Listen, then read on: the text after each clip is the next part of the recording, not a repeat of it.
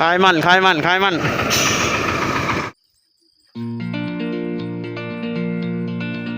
หัวมันเอามอง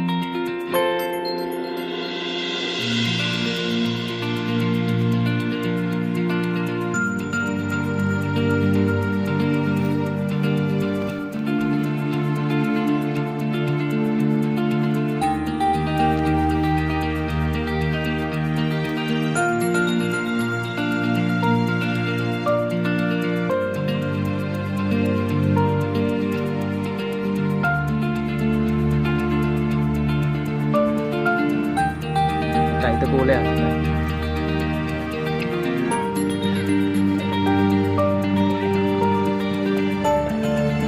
ไก่มันต้นมันกันนะเนี่ยโมจวนกว่าตัวเองก็ตะกูแล้ว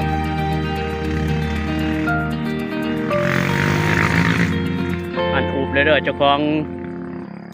มันปลังมันต้นเจ้าของเองบ่ได้ถือเงินขายบัดใดมีแต่หมู่เอา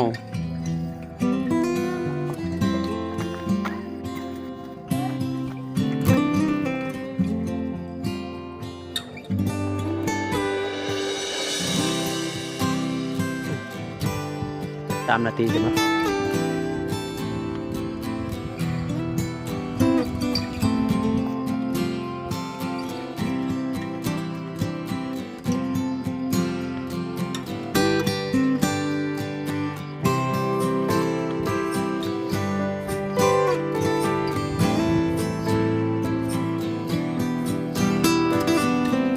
ปากเองมองเรียบชัวร์มองใหม่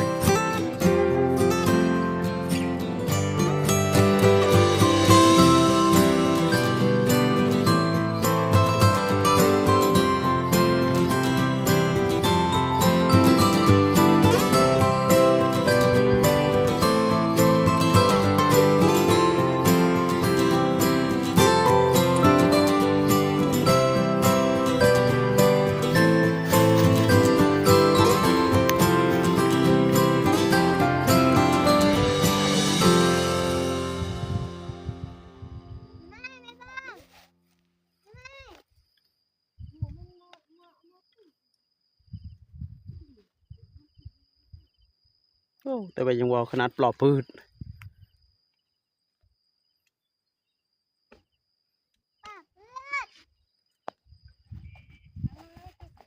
คลายมันคลายมันคลายมัน